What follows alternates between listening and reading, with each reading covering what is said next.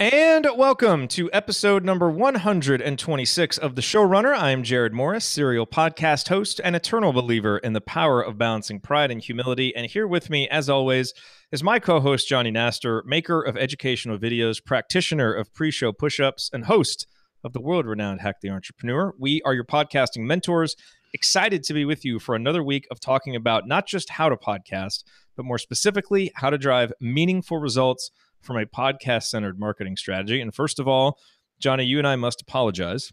We do not like missing our scheduled publishing date or our live recording date. But we had a last-minute situation that came up yesterday that prevented us from recording at our usual time. So we do want to thank you for your patience and for your understanding. As you may recall, we'd been previously recording a week in advance, which gave us plenty of time to make up for any issues. But now that we are broadcasting our recordings live and publishing them immediately after, it does make us a little bit more vulnerable to such unexpected delays. So again, thank you for your patience and understanding. And that's why you did not get your episode yesterday at the time that you normally did. But let's talk about this week, because this week we are going to talk about something very exciting that has been going on in the Showrunner universe. And maybe you've seen it, but we relaunched the Showrunner podcasting community. And we are now less than a week in, and the community already has more than 150 members. So where are we hosting it? Why did we make that choice? How have things taken off so rapidly? We're going to discuss all of that and more in this week's episode, in hopes that you can apply some of what we have learned to your own community building endeavors. And we want to let you know how you can get in for free during the short beta launch window. So that is coming as well. So settle in, turn up the volume, and come along on this week's path toward becoming a better showrunner. But first, let's welcome in Johnny Nastor by hitting up the random question generator so that we can learn a little bit more about him. Here we go.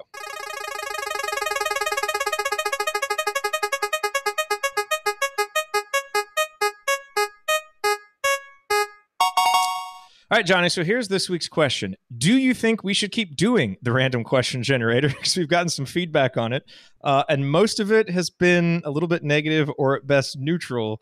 What do you think about this now that we've done it for, 4 or 5 weeks? I can tell you what I think of the feedback, but I like the random question. We appreciate the feedback. That's the random question takes 30 seconds, and mostly I love the sound effects of it, and I love seeing your face as you ask me the question, because you're always just seem like you're laughing before I say something. Then I typically say something and you don't laugh anymore, but I like how you really anticipate it, and so just for that I think it's worth doing, because I think that you really enjoy it. All right, here's my question then, and I would like to get people's feedback on this. Do you think it would be better at the end of the episode? Like, I wonder if it help, because this is the beginning of an episode and you want to be constantly building momentum, building to a crescendo. Do you think that this at all is kind of a nice little easing into the episode, or does it kind of take a step to the side and we should be moving forward? Because my one thought on is maybe we move it to the end and make it something kind of fun for people who really care about us and want to keep listening, instead of doing it right here. I like it as because I like the new introductions that you're doing, and sort of the teaser and that sort of thing. Apologize.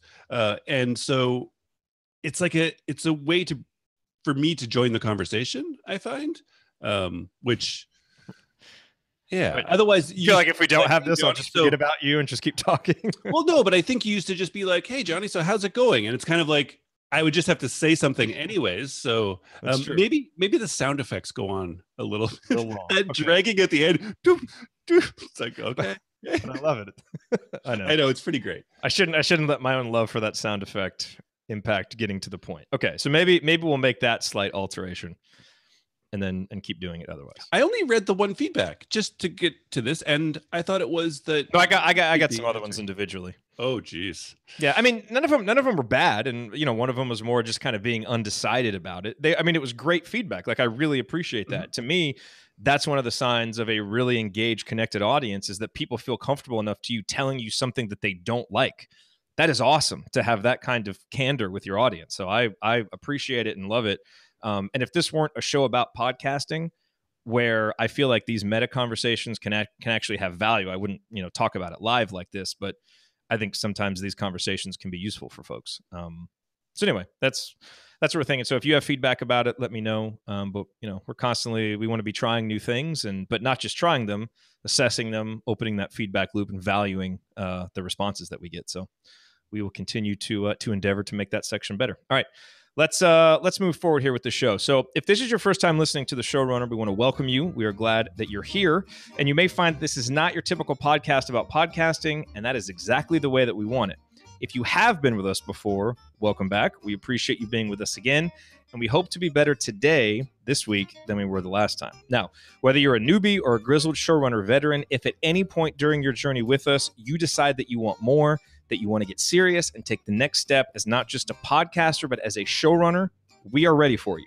So visit our homepage, showrunner.fm, and drop your email address into the field that you'll see right there at the top of the page. That's the best way to stay connected with us and with the show. And in fact, if you had done that in the past, then you got an email this last week about getting in the community. So it really is something that a list that you want to be on.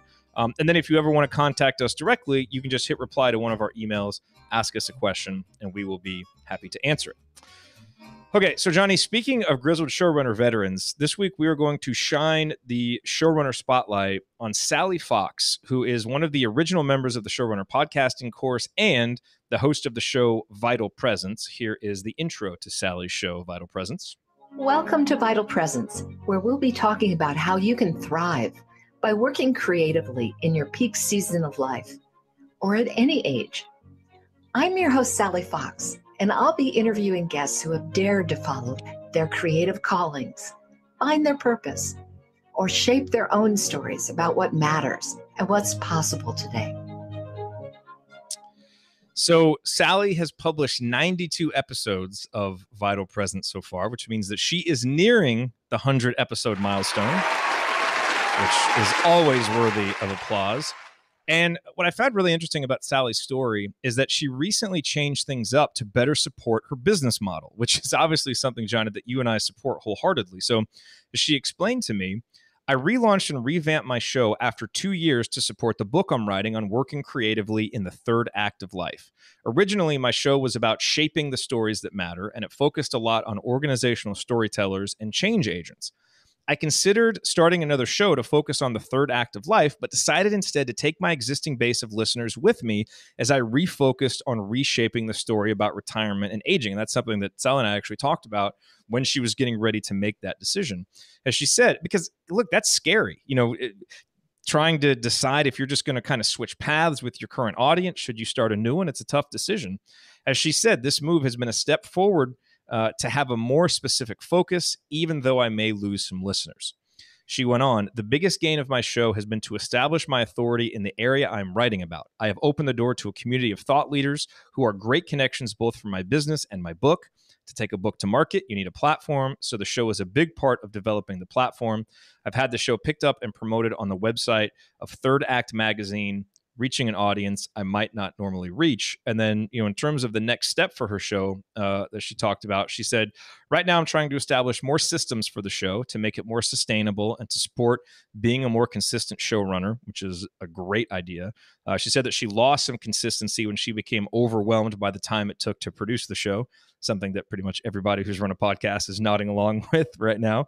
And she said, even though I'm not an audio tech gal, I'm very interested in going beyond the very basics of recording and editing. Thanks for bringing Toby Lyles to the Showrunner podcast again a few weeks ago. I reached out to him thanks to his generous free offer to showrunners. I'm taking his course and will work with him to up-level my skills. I like knowing more about what I'm doing without becoming a geek. So, Sally, thank you for sharing your story with us. I know I speak on behalf of Johnny when I say that it's really inspiring to see you make such bold moves with your show. I know they were scary, but it's really exciting to see them paying off. So thank you for being a shining example of what a showrunner is and leading us by example.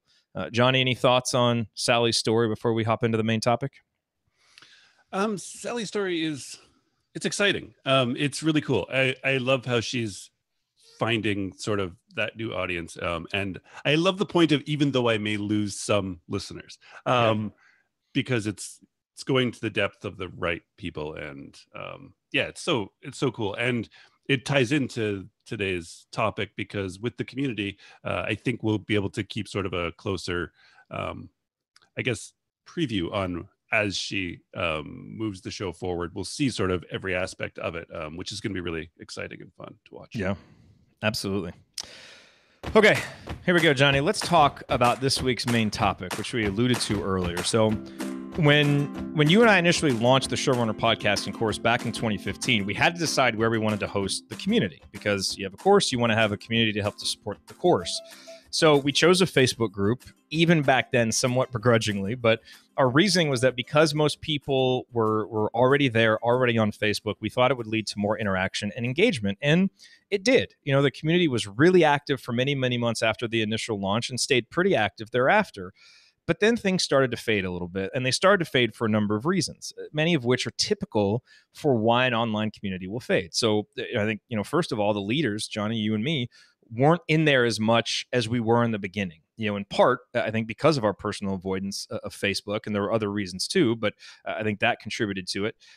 We closed the doors to new members for a long time, and fresh new blood always will help any community stay thriving. We didn't have that.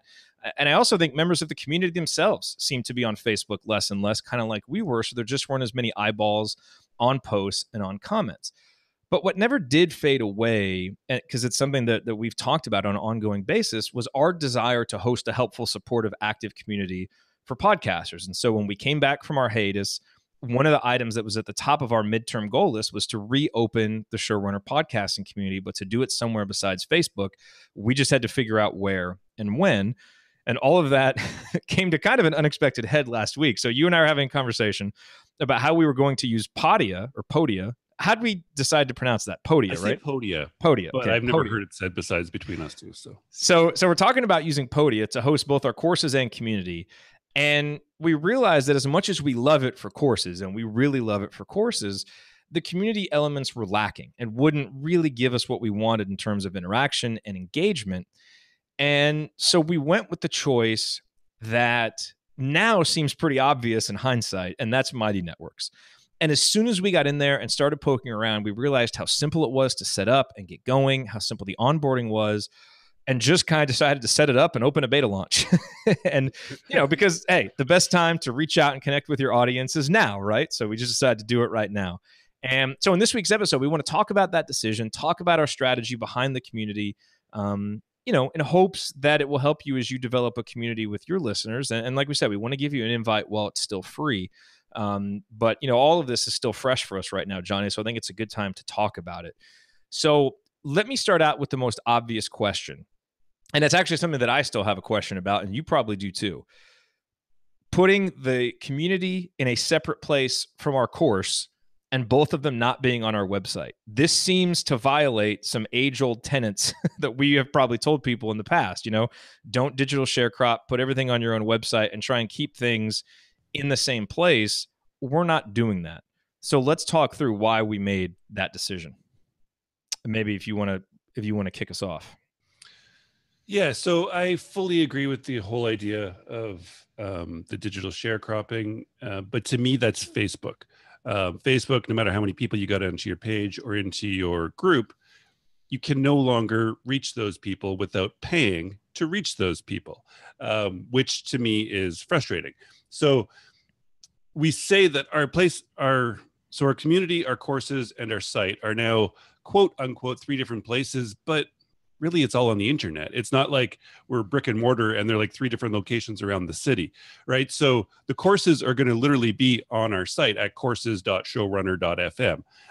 And the look and the feel of it is there. It for all intents and purposes, it is on the site. I guess it's just different logins is the issue. Right. But there's no login for our site anymore. So therefore it's still just one login. And to me, we're showrunners and we want to provide for our community. We want to create courses. We want to create valuable content. We don't want to be fighting with the technology all the time because it took so much of our time, so much of our effort. You came up with this idea of Mighty Networks and literally just last Friday, you went for it that one day and got it up and running. And there's like 175 people in there now. That's amazing. If we would have tried to do that on our site with plugins, and we'd still be working on it and trying to get the logins properly and to me, that's not what a showrunner does. we focus on what we're good at, which is the community and the content. And so we tried it with the WordPress plugins, and it just wasn't really worth it. And we really, I mean, in all fairness, we really wanted Podia to work for the community. But the one basic functionality was you as a non-host cannot post a question. So we have to start every single thread, which is not really a community at us. That's a membership site. It's not a community. Exactly. That's like one directional, where it's like we get to sort of put out things and you can respond, but that's not what we wanted. This is more like a forum, but way better, like kind of on steroids. It's just super, super, super well done. They do one thing and they do it well, which I'm a huge supporter of. And so we're really good at our one thing. They're really good at their one thing, each of those companies. And so, and they're both like super, super like cheap to use as showrunners. So it kind of just really are. Yeah, no, you're absolutely right on all of that. And I think, with Mighty Networks, the reason why we chose that for a community is because and you kind of alluded to this. I mean, it really makes interacting and building connection intuitive. There's great one-on-one chat feature. The way that you set up your different topics is really helpful. You have categories and stages, which help people connect with other people that are kind of in the same boat and area that they are. Their onboarding process, they have a whole checklist that kind of takes you through, like, here's all the things you need to do before you launch. And so I just started going down those things one by one, and it was much quicker to do. They have some kind of like welcome post templates. So I just went through and basically used that and edited it for our purposes. I mean, I thought it was going to be really complicated, and it really blew me away with how simple it was. We're not affiliates of theirs, anything like that, so we're not going to, make anything if you go try a Mighty Network. But it's really impressive. And like you said, the price is good, and so we'll have to see. We're a week into it, and we'll have to see how the community grows. But so far, it's been great. The feedback that we've gotten has been great. And if you want to check it out for yourself, no need to bury this to the end of the show. Go to showrunner.fm/community. That'll redirect you to the sign up page, and the sign up and onboarding is easy. They have an app that you can use that really, I mean, it's really impressive too, to make it easier for you to stay up to date and post and connect and do all of those things. So I think for all of those reasons and even more than that, that's why we chose Mighty Networks, and nothing that's happened since we made that choice has caused us to second guess it. The other thing we've maybe second guessed is, did we invite too many people at once before we kind of had things set up? But the enthusiasm is there. That's the thing, is I've gotten a lot of individual feedback from people, Johnny, saying, thank you for creating a non-Facebook place to talk about podcasting. Yeah.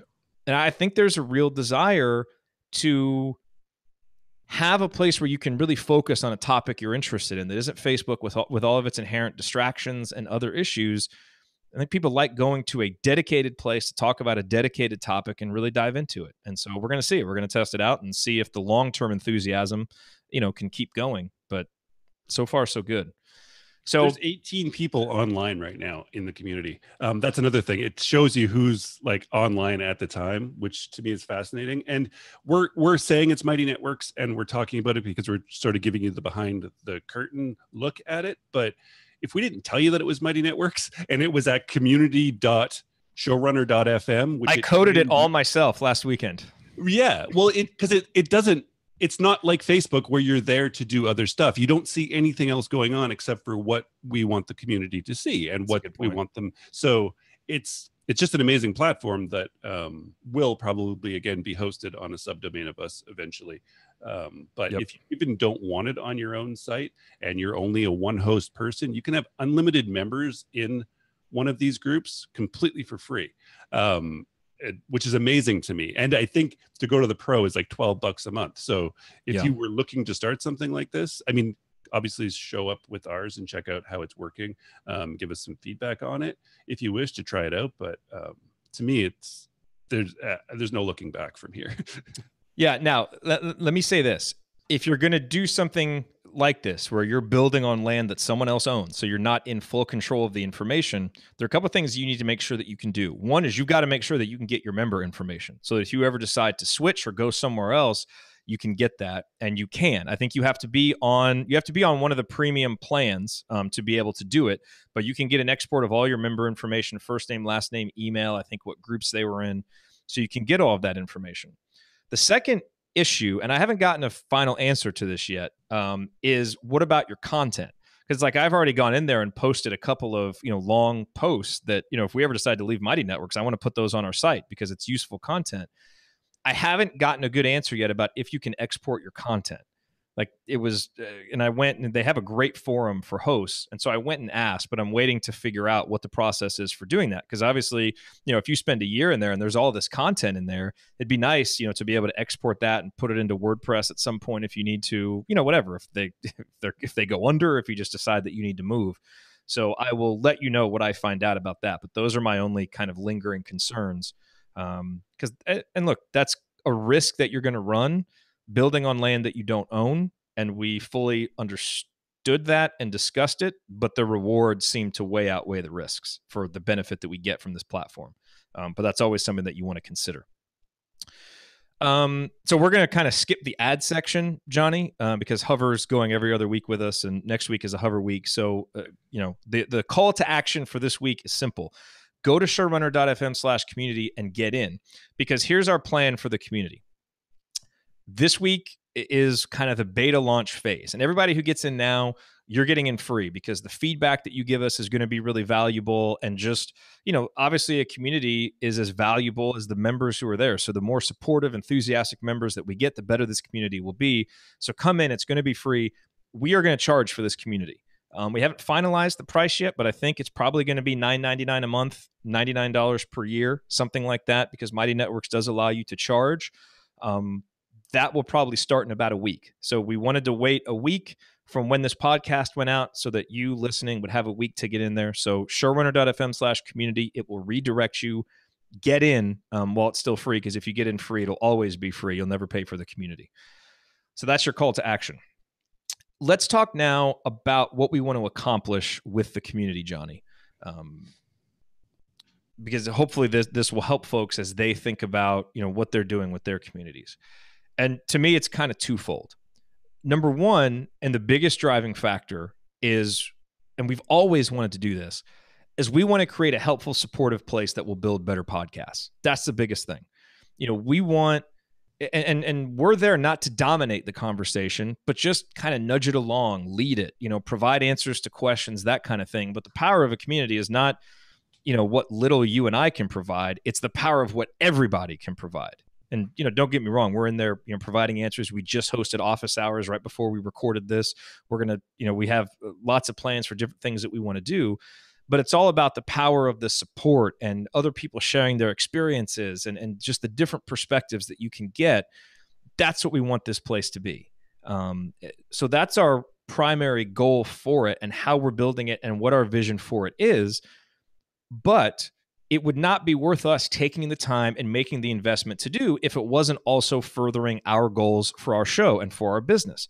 And this is so important for you as a showrunner. We talk about this with the idea of profitability, is that, everything that you do, it's got to be tied back in some way to how you're profiting from this show, right? Whether that's monetarily, whether it's just something that you're getting intrinsically that makes it worth your time to do, you've got to make sure that you have an understanding for that. And so, that first part definitely kind of fills up the intrinsic profit that we want to get as, just being helpful, useful, members of the podcasting community. But also, as I just mentioned, we want this to be a revenue generator for us. And we think if we create a really valuable community, that it'll be worth every penny that we ask people to pay. And so that will be a revenue generator for us, and to make it a strong value add for our course sales. So, we know that people are more likely to get a course when there's a great community attached to it. And having a recurring community can add that recurring monetary element to a course purchase. So it's not just kind of a one-time thing. And that's what we want it to be, is that when people see the course and then see the community, they're bowled over by the value, and it's a no-brainer to get. And so having a thriving community will help us out in that way too. So is there anything I'm missing? I mean, though, I think those are kind of the big picture goals for why we've undertaken this endeavor. Yeah. And we didn't have a super strategic sort of view, like having a thriving community with us or your podcast or your brand as the name on it or the face on it. If you can have that community, and like Jared said, we don't have to be spewing all the information. We want it to be a community driven thing. But even if we weren't to charge for it at a monthly or a yearly rate, to me, there's like huge monetization potential having that.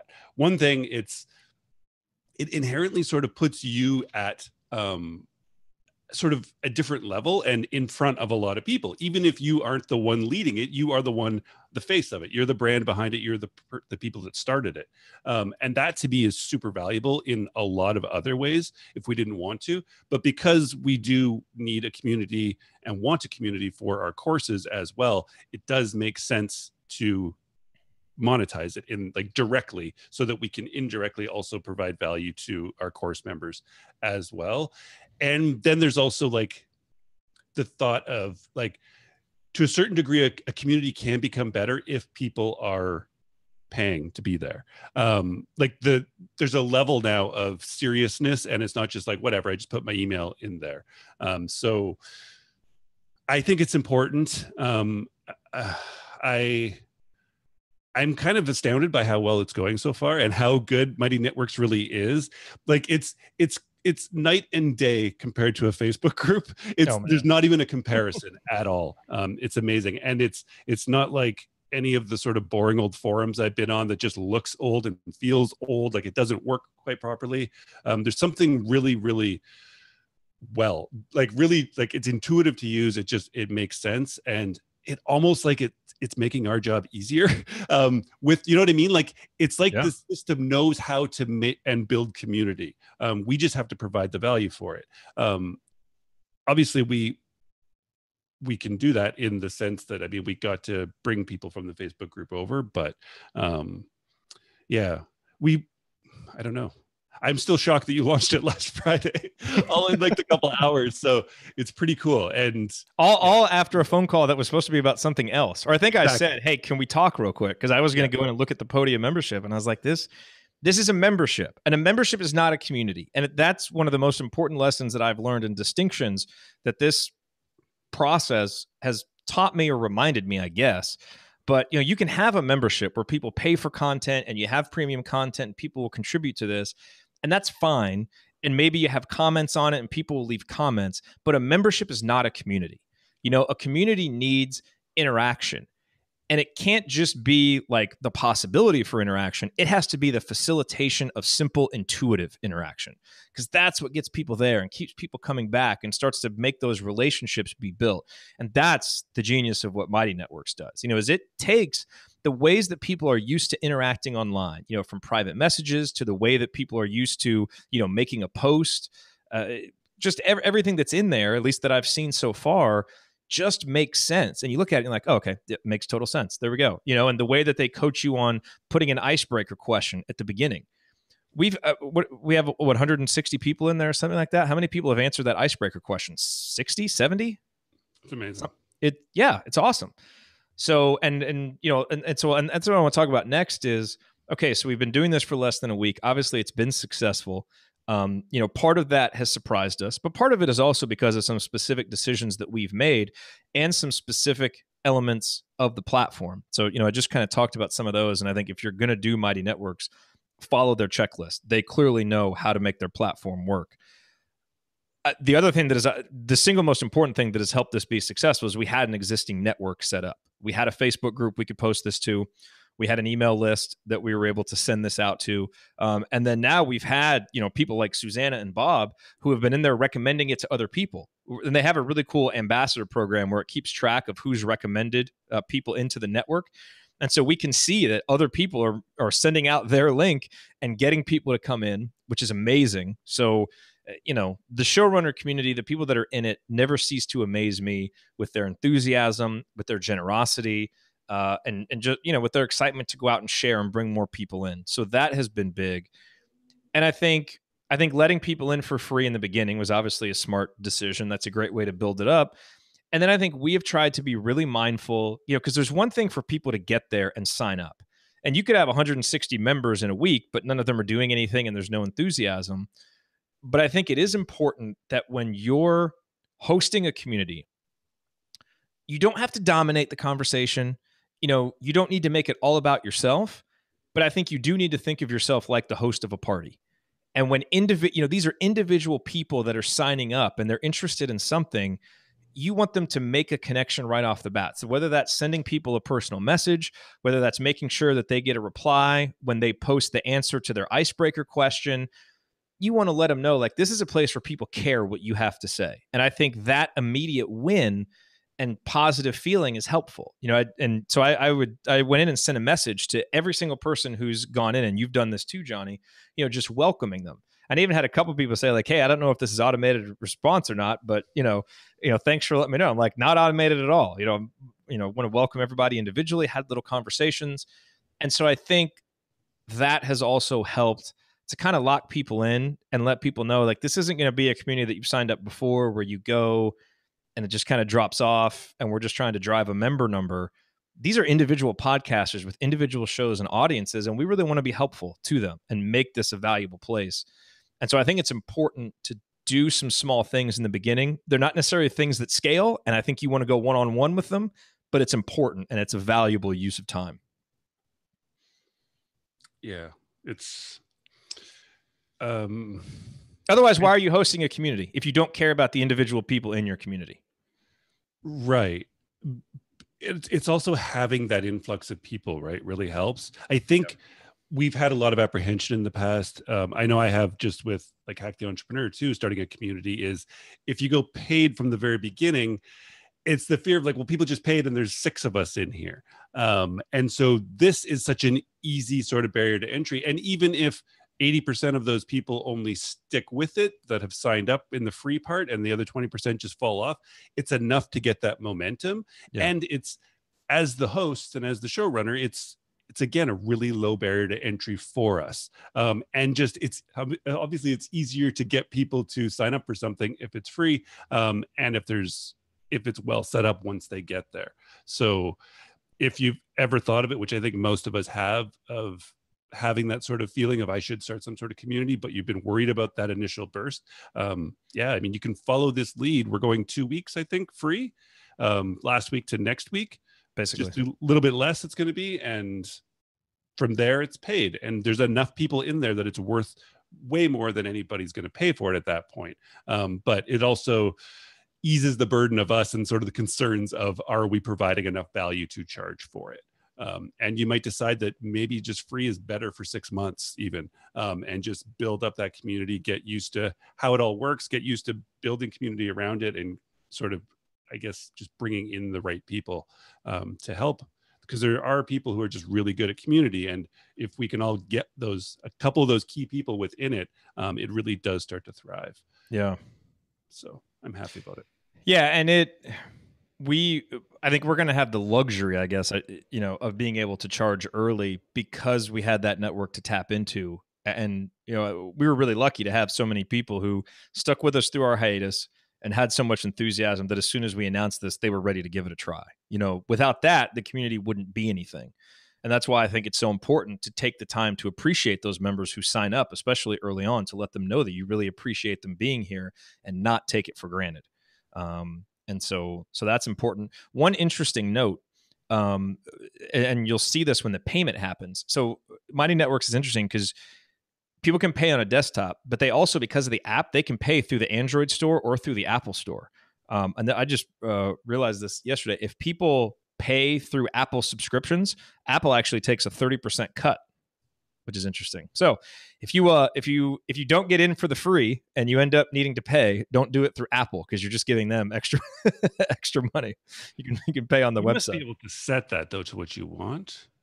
You can set the price to what you want, but Apple takes 30%. Any subscription inside of an app on the App Store, they take 30%.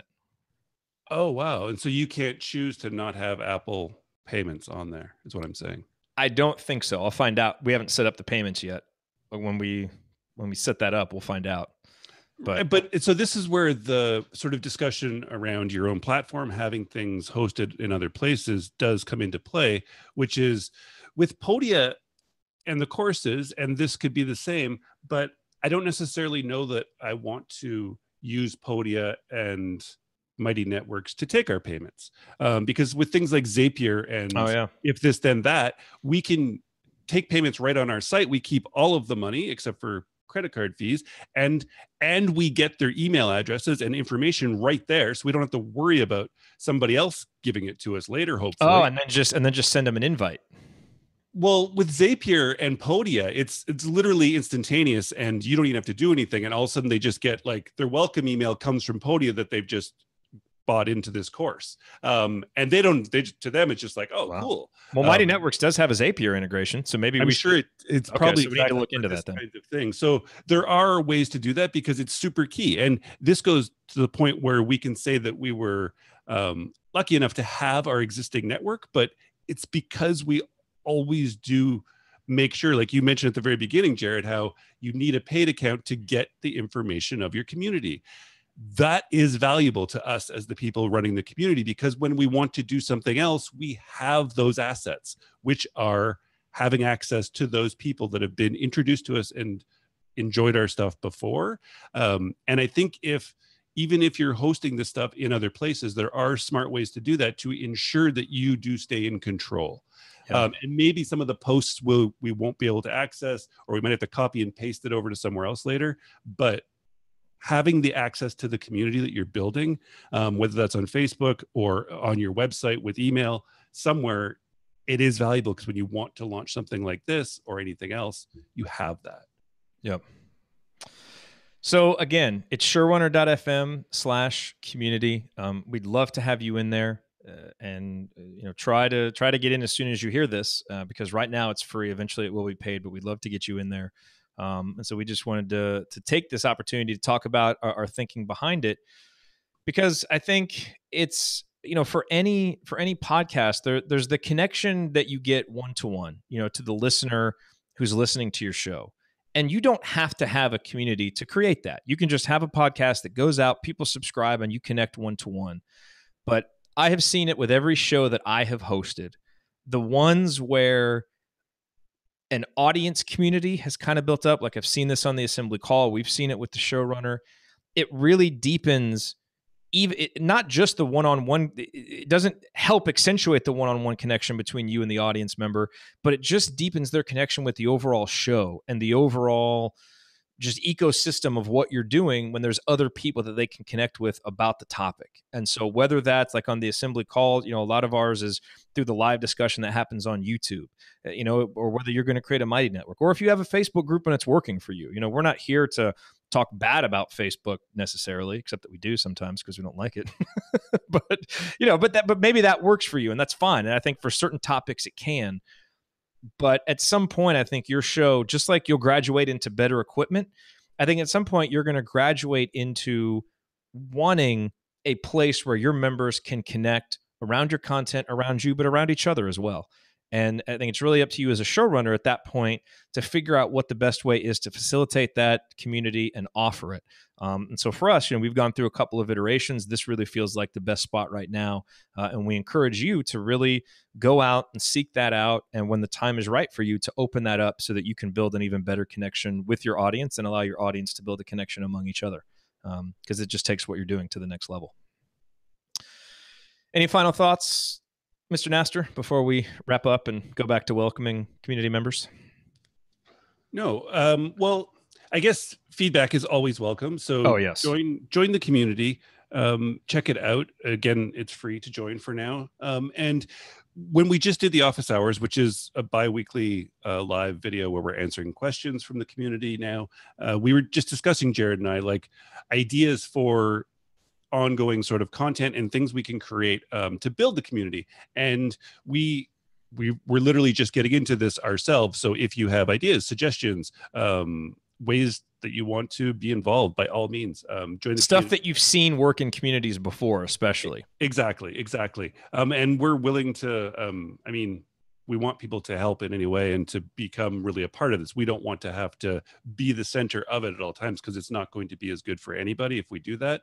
But it is a real work in progress. So it's kind of fun. If you are especially interested in learning about this, like we are right now, now's the time, because there's almost 200 of us right now in there, and we're all it's evolving all with us, figuring it out, but it's like we all really, really want it to succeed. So we're all really working to see how to make this thing the best, which is really cool. And so to become part of it now is one thing, you save the money. And also, I think it's an interesting sort of experiment to be part of, and to see, because it will be successful. There's way too many smart people involved in this community for it to not be. I would just, whether because of us or in spite of us, it will be successful. exactly. But we'll be there. We'll be there for it no matter what. Yeah. All right. Well, thank you. You will be too. Yes. Well, thank you for joining us for another week of talking about how to drive meaningful results from a podcast-centered marketing strategy. If you want more from us, if you want to join one of our courses, if you want to view our show archive, if you want to get on our email list, we are ready for you. Visit showrunner.fm and you'll find what you're looking for. And if what you're specifically looking for right now is the community, then go to showrunner.fm/community and get in during this free beta launch period. We would love to have you in there. We will be back with another brand new episode next week. We hope that you will be here with us. Until then, be authentic, be useful, and keep showing up. We'll talk to you soon. Take care.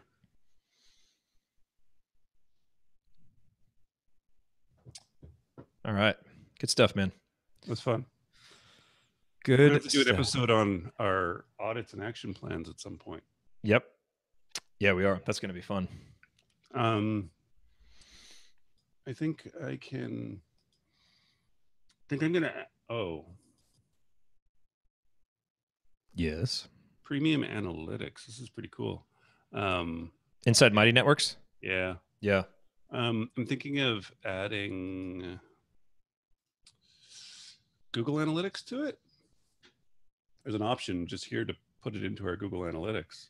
I don't know what that does for us necessarily. Actually, I don't know what that does for us. There must be a benefit because they have it as an option. Having analytics? Sorry, I was responding Google to Analytics. Yeah, they have Google Analytics as one of the premium features. Integration, Google Analytics, Slack, a real-time Slack. That's actually not terrible of an idea. But No. I don't really like and we definitely need to explore what options they have for Zapier. Right. So there's Zapier right here, manage how it works. By the way, Bob asked if you can watch the live broadcast on Zoom. Yes, I'll post the Zoom links inside the community. So if you want to watch on Zoom, you can. Right now, we only broadcast it live on Facebook and YouTube, but I don't mind putting the Zoom link in there for folks. So what are your thoughts on the introduction to the show? You asked me about the question and such. We're not recording. Oh, we are. Yeah, we're still live. I think the sound effect needs to be shorter. I even find myself like kind of thinking, okay, let's go. So I definitely need to shorten that. Man. See, okay, on the one hand, I do feel like it kind of derails us from getting to the point, and getting to the main stuff a little bit quicker. But a part of me also likes, kind of a little bit of a casual opening, getting to know each other a little bit, or just putting something out there about ourselves that's not necessarily podcasting. But I feel like it might work better. I don't know. I guess what you can see is I'm undecided. I feel that, and that's why I wanted to ask, because if I felt strongly about it one way or the other, I'd probably just do it, and I don't really know. One aspect, so it's very one-sided because it's just me. But I mean,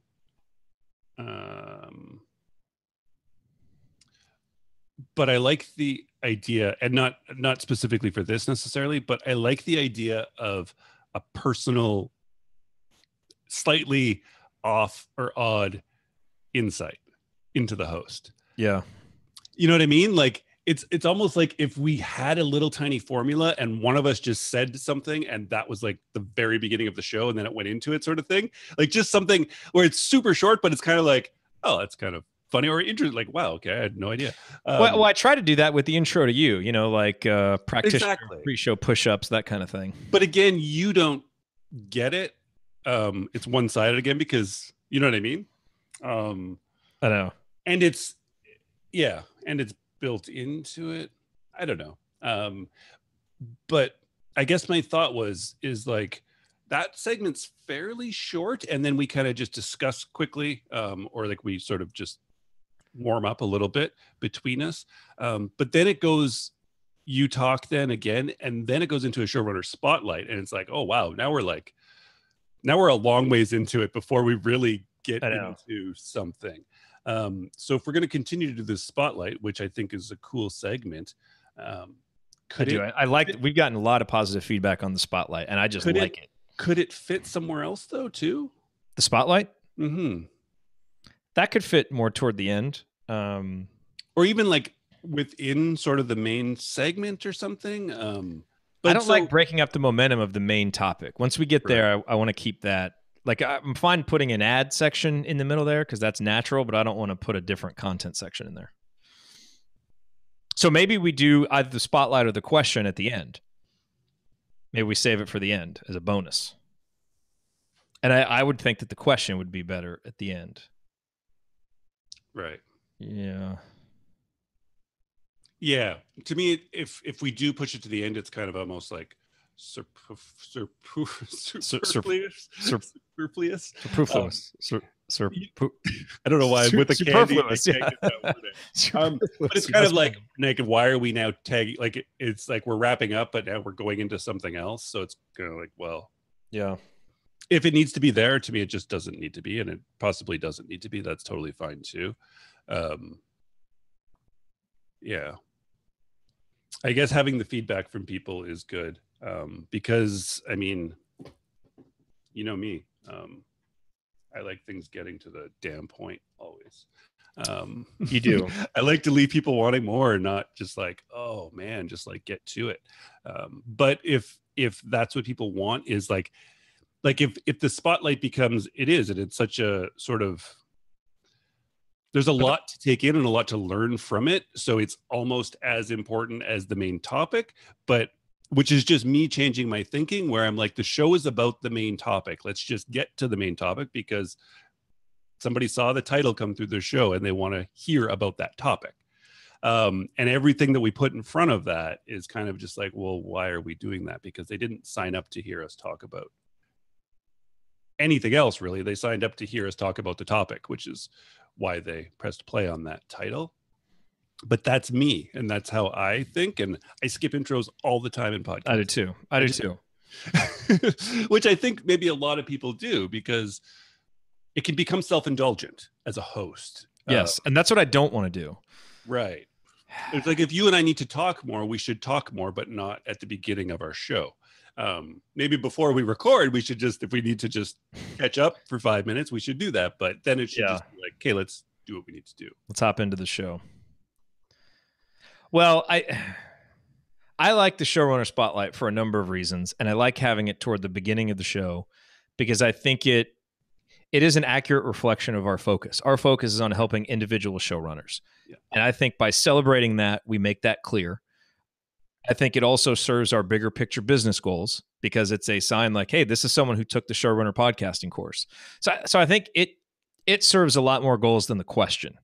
So if one is going to go, then the other, the question is going to be the one that's going to go. For sure. Maybe that just needs to be a very short, maybe we just need to keep that shorter. So let's cut down the time of that. Of what? Of the sound effect. Okay. I'll ask the question. Just blurt out an answer. Don't discuss it. Yeah, we blurt out an answer. Maybe we, 15, 20 seconds max that we move on.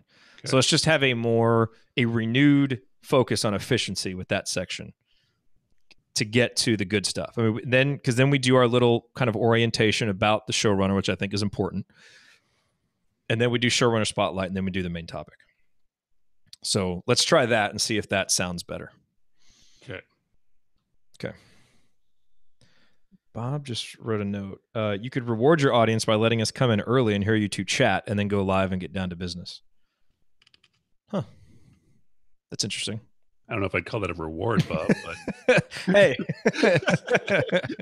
But hey, if that's well, maybe that'll just be kind of the thing that we do in the community. Is I'll just post this Zoom link. I mean, that's if anybody wants to come in and like watch us get set up and plan and check our mics and stuff, I mean, I'm all about, especially with the showrunner, going behind the scenes as much as possible.